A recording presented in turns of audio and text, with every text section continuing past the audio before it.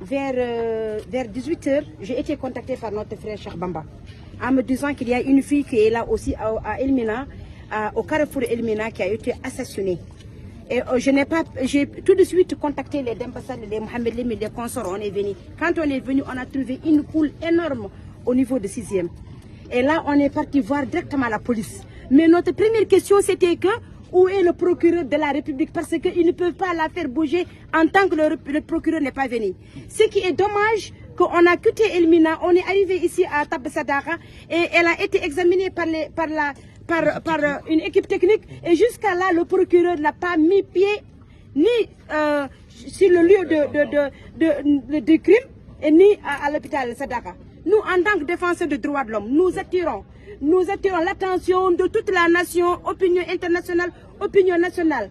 Il ne faut, ceci, on le vit à chaque fois. Et pourtant, j'endosse ce que je vais dire. Ce n'est pas pareil si c'est X ou Y qui est tué, assassiné et même violé. On a vu d'autres cas dont toute la nation a été mobilisée. Alors que si c'est des cas des familles vulnérables, des familles de la périphérie, là on est là, on reste jusqu'à minuit, 1 h, et après, par un coup de fil simple, le procureur se permet de dire non, je ne peux pas venir, donc attendez demain. C'est ce qui nous fait mal. Le mal n'est pas qu'elle a été tuée parce que ça fait mal, mais aussi que le destin, on ne peut pas le fuir. Mais ce qui est dommage, c'est que nous sommes dans un état qui aspire à être un état de droit, de l'homme. Non, on n'a pas vu les droits de l'homme, on n'a pas vu les institutions de droits de l'homme. Nous n'avons pas néanmoins vu les institutions gouvernementales.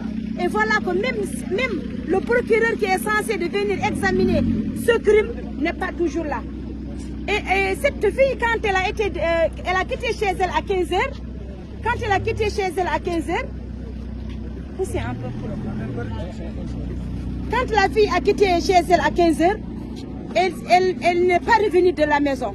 Les témoins ont dit qu'elle a été appelée par une amie, peut-être qu'elle a introduit dans cette maison, elle a rencontré ce monsieur, et le monsieur a appelé à partir de son téléphone.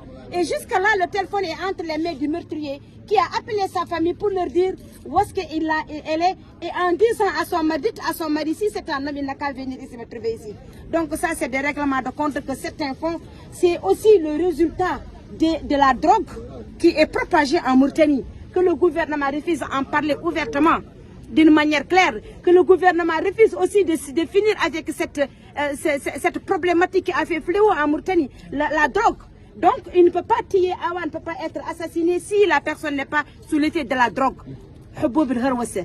Mais tout ceci, on est en train de faire que des analyses. On attend, comme le procureur a dit qu'il va venir demain, on va attendre demain à 9 h.